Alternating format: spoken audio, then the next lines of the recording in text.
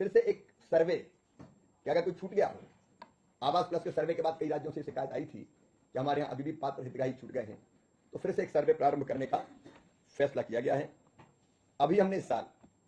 2 करोड़ के लक्ष्य में से 38 लाख मकान 18 राज्यों को हम आवंटित कर चुके हैं। 10,668 करोड़ रुपए का हमारा फंड जारी किया जा चुका है। राज्यों से हमारा बाकी राज्यों से भी अनुरोध है कि वो राज्यांश को समय पर, क्योंकि इसमें आप जानते हैं 60-40 की योजना है, राज्यांश भी जारी करना पड़ता है,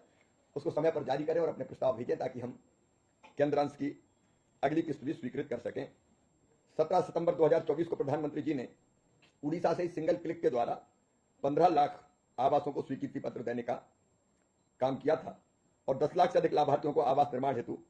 प्रथम किस्त के रूप में 3,180 करोड़ रुपए आधार के माध्यम से जारी किए थे और 26 लाख से ज्यादा मकानों में जो पुराने बन रहे थे वहां गृह प्रवेश का काम किया था। तो हर गरीब को पक्का घर मिले, ये ग्रामीण विकास विभाग की प्रतिबद्धता है और उसको पूरा करने में विभाग राज्यों के साथ मिलकर पूरी गंभीरता से जुटा हुआ है। गरीब का एक सबसे बड़ा सपना होता है अपना घर, पक्का घर, और इसलिए चुनाव के पहले भी प्रधानमंत्री जी ने कहा था कि हम 3 करोड़ घर और बनाएंगे गरीबों के लिए, 2 करोड़ ग्रामीण क्षेत्र में और 1 करोड़ शहरी क्षेत्र में। मुझे बताते हुए प्रसन्नता है कि योजना के प्रारंभ से ग्रामीण विकास विभाग 2 करोड़ 95 लाख आवास स्वीकृत कर चुका है, जो हमारा टारगेट था, और उसमें से 2 करोड़ 68 लाख घरों का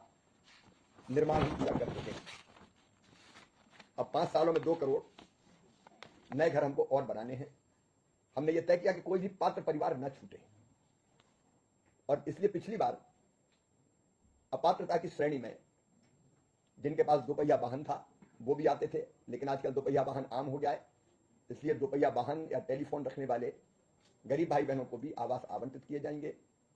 10,000 रुपया से ज्यादा जिनकी मासिक आमदनी हो उनको आवास नहीं मिलता था, अब वो बढ़ा के 15,000 रुपया कर दिया गया है। जिनके पास मोटर वाली नाव होती थी वो अपात्रता की श्रेणी में आते थे, उसको समाप्त कर दिया गया है, और जिनके पास 2.5 एकड़ सिंचित और 5 एकड़ असिंचित जमीन है उनको भी पात्रता के दायरे में ले लिया गया है। हमारा प्रयास है कोई गरीब न छूटे, आधी आबादी को पूरा न्याय देना, महिला सशक्तिकरण हमारा सबसे प्राथमिकता का लक्ष्य है। इसलिए आपको ध्यान होगा पीएम श्रीमान नरेंद्र मोदी जी ने कहा था कि 1 करोड़ लखपति दीदी बन चुकी है, हम 3 करोड़ लखपति दीदी बनाएंगे। मुझे बताते हुए प्रसन्नता है कि अब तक 1 करोड़ 15 लाख 274 दीदियां, मतलब स्वास्थ्य सहायता समूह के माध्यम से, सेल्फ हेल्प ग्रुप के माध्यम से, आजीविका मिशन के माध्यम से लखपति की श्रेणी में आ गई है। लखपति का मतलब है जिनकी आमदनी साल में 1 लाख रुपया से ज्यादा हो जाए, और हमारा यह अभियान निरंतर जारी है। आजीविका मिशन के माध्यम से महिला सशक्तिकरण का काम अद्भुत ढंग से हो रहा है। 10 करोड़ बहनें 90 लाख स्वास्थ्य सहायता समूहों के माध्यम से आजीविका मिशन से जुड़ी है, और एक नहीं अनेकों प्रकार की आर्थिक गतिविधियां जिसमें लगातार बढ़ोतरी रहा था कि हम 3 करोड़ घर और बनाएंगे गरीबों के लिए, 2 करोड़ ग्रामीण क्षेत्र में और 1 करोड़ शहरी क्षेत्र में। मुझे बताते हुए प्रसन्नता है कि योजना के प्रारंभ से ग्रामीण विकास विभाग 2 करोड़ 95 लाख आवास स्वीकृत कर चुका है, जो हमारा टारगेट था, और उसमें से 2 करोड़ 68 लाख घरों का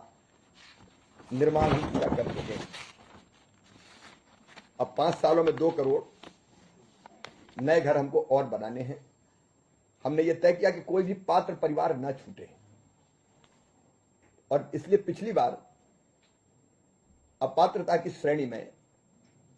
जिनके पास 2 पहिया वाहन था वो भी आते थे, लेकिन आजकल 2 पहिया वाहन आम हो गया है, इसलिए 2 पहिया वाहन या टेलीफोन रखने वाले गरीब भाई बहनों को भी आवास आवंटित किए जाएंगे, केंद्रांश की अगली किस्त भी स्वीकृत कर सकें। 17 सितंबर 2024 को प्रधानमंत्री जी ने उड़ीसा से सिंगल क्लिक के द्वारा 15 लाख आवासों को स्वीकृति पत्र देने का काम किया था और 10 लाख से अधिक लाभार्थियों को आवास निर्माण हेतु प्रथम किस्त के रूप में 3,180 करोड़ रुपए आधार के माध्यम से जारी किए थे और 26 लाख से ज्यादा मकानों में जो पुराने बन रहे थे वहां गृह प्रवेश का काम किया था। तो हर गरीब को पक्का घर मिले, ये ग्रामीण विकास विभाग की प्रतिबद्धता है और उसको पूरा करने में विभाग राज्यों के साथ मिलकर पूरी गंभीरता